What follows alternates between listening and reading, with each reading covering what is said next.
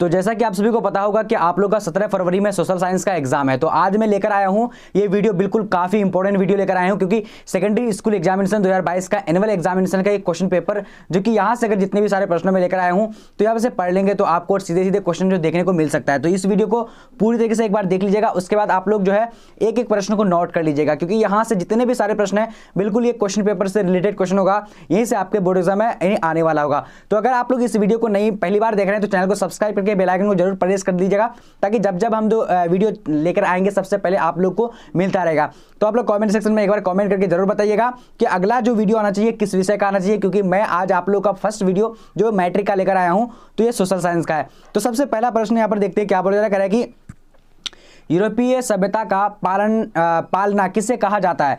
तो यूरोपीय सभ्यता का जो पालना कहा जाता है, तो यहाँ पर ऑप्शन देखिए कौन सा होगा इसका करेक्ट आंसर।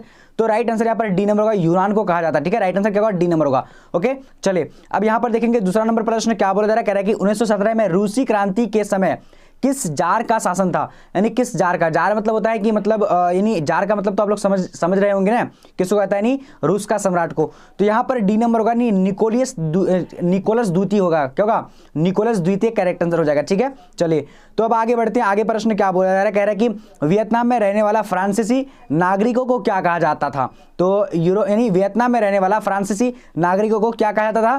तो यहाँ पर देखिए आप लोग को जो भी आंसर अगर सही लगता है तो यहाँ पर जवाब भी दे सकते हैं। तो इसका करेक्ट आंसर क्या होगा, सी नंबर, कोलोन कहा जाता था। ठीक है, क्या कहा जाता था, कोलोन। ठीक है, ये सारे प्रश्न आपके बोर्ड एग्जाम के लिए बहुत इंपॉर्टेंट है, पूरी तरीके से इस वीडियो को देखना है। अब यहाँ देखिए क्या बोला जा रहा है कि किस खनिज को उद्योगों की जननी माना जाता है। तो किस खनिज को जो उद्योगों की जननी माना जाता है, काफी इंपॉर्टेंट है। तो लोहा को यानी उद्योगों की जननी माना जाता है। तो करेक्ट आंसर यहाँ पर हमारा सी नंबर हो जाएगा। ठीक है, चलिए अब अगला प्रश्न को देखते हैं क्या पूछा जा रहा है, कह रहा है कि गोंडवाना समूह के कोयले का निर्माण हुआ था। तो गोंडवाना समूह के कोयले का जो निर्माण हुआ था ये कब हुआ था, फटाफट से आप लोग को बोल सकते हैं।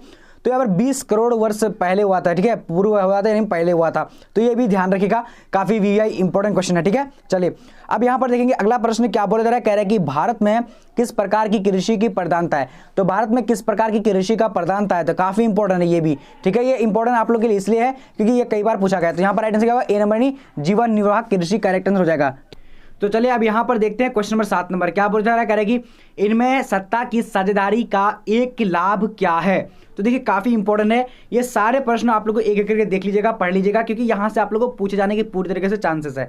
ठीक है, तो यहाँ पर 7 नंबर का करेक्ट आंसर हमारा क्या होगा, सी नंबर का होगा, समुदाय के मध्य टकराव में कमी। यहाँ पर करेक्ट आंसर क्या होगा, तो सी नंबर हो जाएगा। ठीक है, चलिए अब अगला प्रश्न देखते हैं क्या बोला जा रहा है, करेगी नगर निगम के प्रमुख शासक को कहा जाता है। तो नगर निगम के प्रमुख शासक को क्या कहा जाता है। तो 8 नंबर का यहाँ पर करेक्ट आंसर क्या होगा, तो डी नंबर। डी नंबर क्या होगा, यानी नगर आयुक्त कहा जाता है। ठीक है, राइट आंसर क्या होगा, डी नंबर हो जाएगा। ओके, चलिए अब यहाँ पर देखते हैं अगला प्रश्न क्या बोला जा रहा है, कह रहे हैं कि जीवन की भौतिक गुणवत्ता का सूचक है।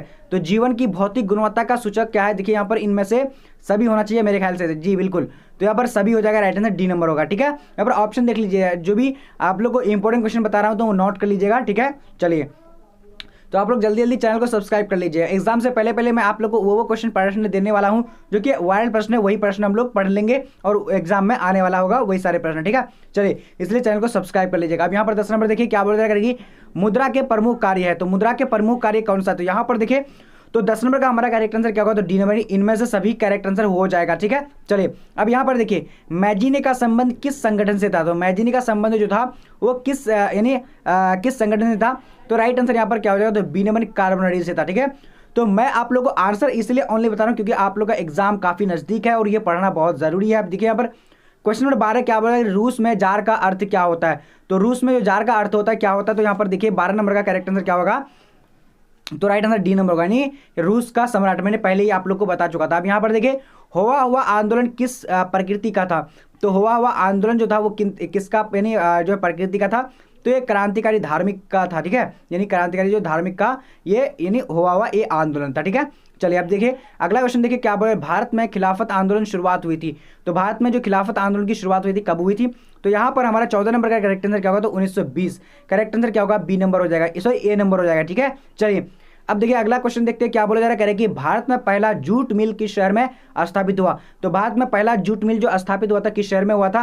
तो यहाँ पर राइट आंसर क्या हो जाएगा, तो इसका करेक्ट आंसर क्या हो जाएगा, 15 नंबर का ए नंबर, कोलकाता में हुआ था। ठीक है, चलिए जल्दी जल्दी आप लोग चैनल को सब्सक्राइब कर लीजिए और कमेंट सेक्शन में कमेंट करके बताइए कि अगला जो वीडियो आना चाहिए किस विषय पर आना चाहिए। ठीक है, देखिए अब अगला प्रश्न 16 नंबर क्वेश्चन क्या बोला जा रहा है, कह रहा है कि पूंजीपति वर्ग के द्वारा किस वर्ग का शोषण हुआ। तो पूंजीपति वर्ग के द्वारा किस वर्ग का शोषण हुआ था। तो 16 नंबर का यहाँ पर करेक्ट आंसर क्या होगा, तो डी नंबर। डी नंबर क्या, उपयुक्त सभी, क्या होगा, उपयुक्त सभी करेक्ट आंसर हो जाएगा। ठीक है, चलिए अब अगला प्रश्न को देखते हैं क्या बोला जा रहा है, कह रहा है कि प्राचीन काल में किस स्थल मार्ग से एशिया और यूरोप का व्यापार होता था। तो प्राचीन काल में किस शहर किस स्थल मार्ग से एशिया और यूरोप, क्या बोला है, एशिया और यूरोप का व्यापार होता था। तो किस मार्ग से मतलब होता था, फटाफट से आप लोग को बताने हैं। तो 17 का राइट आंसर क्या होगा, रेशम मार्ग, एक मार्ग का नाम था रेशम मार्ग, उसी मार्ग से एशिया और यूरोप का व्यापार होता था। ठीक है, चलिए प्राचीन काल में अभी देखिए 18 नंबर प्रश्न क्या बोला करेगी, गुटेनबर्ग ने सर्वप्रथम पुस्तक की छपाई की थी। किस पुस्तक की छपाई की थी, यहाँ पर देखिए गुटेनबर्ग ने यानी एक यानी सर्वप्रथम जो पुस्तक की छपाई की थी, क्योंकि ये यानी पुस्तक छापने वाली यानी एक वर्ग थी। ठीक है, तो यहाँ पर बाइबल की जो है सबसे पहले छपाई की थी, तो हमारा करेक्ट आंसर डी नंबर होगा। ठीक है, चलिए तो यहाँ पर देखिए क्या कह रहा है, राष्ट्रपिता के नाम से किसे जाना जाता है। तो यहाँ पर क्या होगा, 19 नंबर का जल्दी से बोल सकते हैं, तो 19 का जो हमारा करेक्ट आंसर हो जाएगा तो महात्मा गांधी। तो ये बिल्कुल आप लोग इजी इंपॉर्टेंट क्वेश्चन है और इजी भी है। ठीक है, अब यहाँ देखिए क्या बोला जा रहा है, कह रहे कि कौन सा सामाजिक वर्ग बुद्धिजीवी वर्ग के रूप में उभर कर आया। तो यहाँ पर देखिए काफी इंपॉर्टेंट क्वेश्चन है, तो कौन सा सामाजिक वर्ग बुद्धिजीवी वर्ग के रूप में उभर कर आया था। तो यहाँ पर राइट आंसर का मध्य वर्ग, तो करेक्ट नंबर 20 नंबर का डी नंबर हो जाएगा। ठीक है, चलिए अब देखेंगे अगला प्रश्न क्या बोला जाएगा, जब हम लैंगिक विभाजन की बात करते हैं तो हमारा अभिप्राय होता है। तो किससे अभिप्राय होता है, नहीं जब हम लैंगिक विभाजन की बात करते हैं, क्या विभाजन की बात करते हैं ना, तो किस अभिप्राय से होता है। तो यहाँ पर 21 का करेक्ट आंसर हमारा क्या हो जाएगा, जल्दी से बोल सकते हैं, तो बी नंबर हो जाएगा। 21 नंबर का समाज द्वारा स्त्रियों और पुरुषों को दी गई और समान भूमिकाएं, तो यहाँ पर करेक्ट आंसर बी नंबर हो जाएगा। ठीक है, चलिए अब देखिएगा अगला प्रश्न क्या बोल रहा है, निम्नलिखित में कौन संघ भारत की विशेषता नहीं है। तो कौन संघ जो है भारत की विशेषता नहीं है, तो यहाँ पर हमारा 22 नंबर का करेक्ट आंसर क्या होगा, तो सी नंबर हो जाएगा। देखिए फटाफट से बोलेगा, तो सी नंबर का करेक्ट आंसर यहाँ पर क्या होगा, इकहरी यानी क्या होगा, शासन व्यवस्था, इकहरी शासन व्यवस्था करेक्ट आंसर हो जाएगा। ठीक है, देखिए काफी इंपॉर्टेंट है, जितने भी सारे प्रश्न हैं बिल्कुल ये सभी मतलब हिस्ट्री, ज्योग्राफी और पॉलिटिकल साइंस ने सभी से मैं लेकर आया हूँ, सभी को कुल मिलाकर यहाँ पर सारे प्रश्नों को लेकर आया हूँ। ठीक है, तो यहाँ पर हमारा 23 नंबर का करेक्ट आंसर डी नंबर होगा, यानी जयप्रकाश नारायण करेक्ट आंसर हो जाएगा। ठीक है, चलिए तो इसका करेक्ट आंसर हम लोग देखिए 23 नंबर का। अभी देखेंगे अगला प्रश्न 24 नंबर देखते हैं क्या बोला करेगी, इनमें से कौन सी एक बात लोकतांत्रिक व्यवस्था के अनुरूप नहीं है। तो 24 नंबर का यहाँ पर क्या होगा, इनमें से कौन सी जो एक बात लोकतांत्रिक व्यवस्था के अनुरूप नहीं है। एक बात, क्या बात करें, इन लोकतांत्रिक व्यवस्थाओं का, तो कौन सा जो अनुरूप नहीं है। तो यहाँ पर क्या होगा 24 नंबर का, तो 24 का राइट आंसर डी नंबर होगा, यानी बहुसंख्यकों की यानी शासन करेक्ट आंसर हो जाएगा। ठीक है, ये काफी इंपॉर्टेंट है, इसलिए आप लोग नोट कर लीजिएगा। अब देखिए अगला क्वेश्चन को देखते हैं क्या बोल रहा है, 25 नंबर देखिए कह रहा है, क्या कह रहा है, फटाफट से आप लोग को देखना है और जवाब भी देने हैं।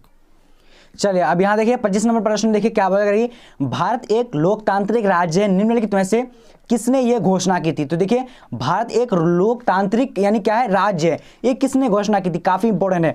तो 25 का करेक्ट आंसर हमारा क्या होगा, तो ए नंबर हो जाएगा। ए नंबर में क्या है, यानी प्रस्तावना, करेक्ट आंसर ए नंबर होगा। ठीक है, चलिए अब देखते हैं आगे की ओर। आगे क्वेश्चन क्या बोला करेगी, किस लोकसभा चुनाव के बाद महिलाओं की भागीदारी 10% से अधिक हो गई थी। तो किस लोकसभा चुनाव के बाद जो महिलाओं की भागीदारी जो है 10% से अधिक हो गई थी।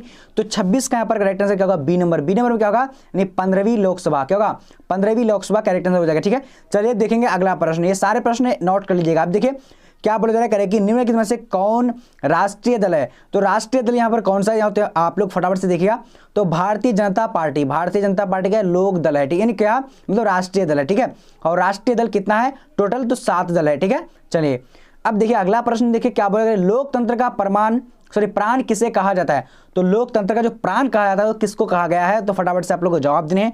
तो 28 का करेक्ट आंसर ए नंबर होगा, यानी राजनीतिक दल को क्या कहा गया है, तो लोकतंत्र का प्राण कहा गया है। ठीक है, चलिए अब यहां देखिए अगला प्रश्न देखिए क्या बोला जा रहा है, कि भारत ने संघ एवं राज्यों के बीच अधिकारों का विभाजन कितने सूचियों में की। फटाफट से आप लोगों को जवाब देने। तो यहां पर जो हमारा 29 का करेक्ट आंसर क्या होगा, ए नंबर, यानी क्या होगा ए नंबर में 3, क्या होगा 3 करेक्ट आंसर हो जाएगा। ठीक है, चलिए ए नंबर हो जाएगा। अब देखिए अगला प्रश्न देखिए क्या बोला जाएगा, निम्नलिखित में से कौन लोकतंत्र में रंग भेद के विरोध नहीं थे। तो निम्नलिखित में कौन जो है लोकतंत्र में रंग भेद में विरोध नहीं थे? तो जल्दी से आप लोगों को 30 नंबर का जवाब देना है। तो 30 का राइट आंसर हमारा क्या होगा? तो जेडी गुड, क्या होगा? Z good, sorry JD good नहीं, जेड गुड करेक्ट आंसर हो जाएगा। ये लोकतंत्र के रंग भेद जो है विरोध नहीं थे। ओके, अब देखिए अगला प्रश्न, सासाराम नगर की स्थापना हुआ था, तो विकास हुआ था, तो सासाराम नगर का विकास जो हुआ था तो ये कब हुआ था? फटाफट से किस युग में हुआ था ये पूछा जा रहा है।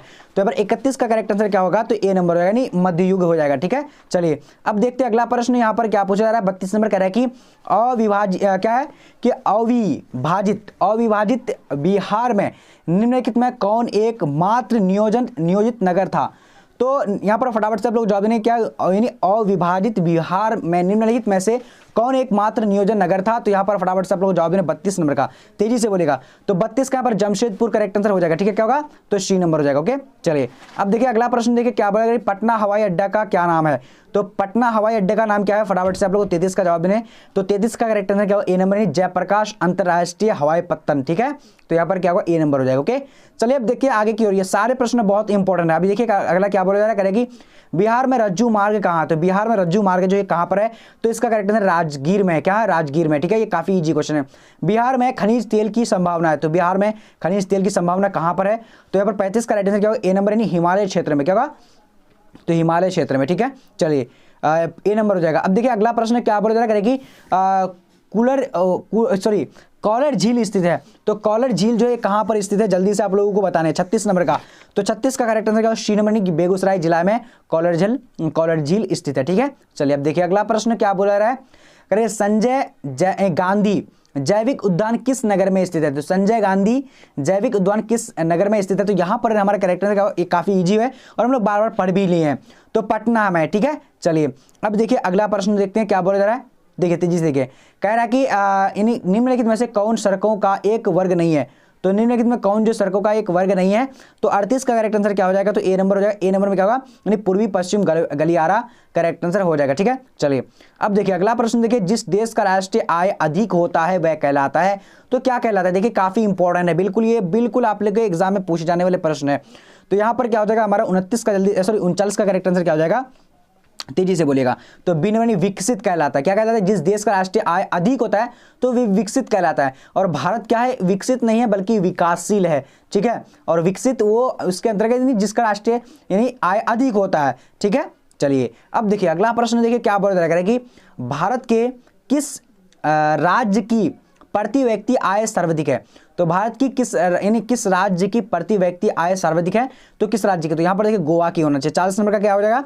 तो डी नंबर, गोवा की है। ठीक है, सबसे ज्यादा गोवा में। अब यहां पर देखिए निम्नलिखित में से कौन मुद्रा का कार्य नहीं है? तो देखिए 41 का करेक्ट आंसर क्या होगा? तो डी नंबर। डी नंबर में क्या होगा? उत्पादन करेक्ट आंसर हमारा डी नंबर हो जाएगा। ठीक है, चलिए अब देखिए अगला प्रश्न, देखिए क्या बोला रही है, भारत का केंद्रीय बैंक कौन है? तो भारत का केंद्रीय बैंक जो है कौन है? तो यहाँ पर 42 का करेक्ट आंसर क्या होगा? तो A number, reserve bank of India. क्या होगा? राइट आंसर क्या होगा? ए नंबर हो जाएगा। ठीक है, चलिए जल्दी जल्दी आप लोग चैनल को सब्सक्राइब कर लीजिए फटाफट से, ताकि सभी वीडियो का नोटिफिकेशन आपको टाइम पर मिल पाए। अब देखिए यहाँ पर क्या बोला जा रहा है, ऊर्जा का प्रमुख स्रोत क्या है? तो ऊर्जा का जो प्रमुख स्रोत है क्या है? तो 43 का करेक्ट आंसर क्या होगा? डी नंबर, इनमें से सभी हो जाएगा। ठीक है, ऊर्जा का प्रमुख स्रोत है। अब देखिए अगला प्रश्न क्या बोला जा रहा है, आर्थिक विकास संबंधित है। तो आर्थिक विकास किससे संबंधित है? तो राइट आंसर यहाँ पर सी नंबर हो जाएगा, यानी ए और बी दोनों, यानी परिमाणात्मक परिवर्तन से और गुणात्मक परिवर्तन से करेक्ट आंसर यानी ए और बी हो जाएगा। ठीक है, अब देखिए निम्नलिखित में किसे बाद में सबसे अधिक हानि होती है? तो देखिए यहाँ पर किसे जो है बाद में सबसे अधिक हानि होती है?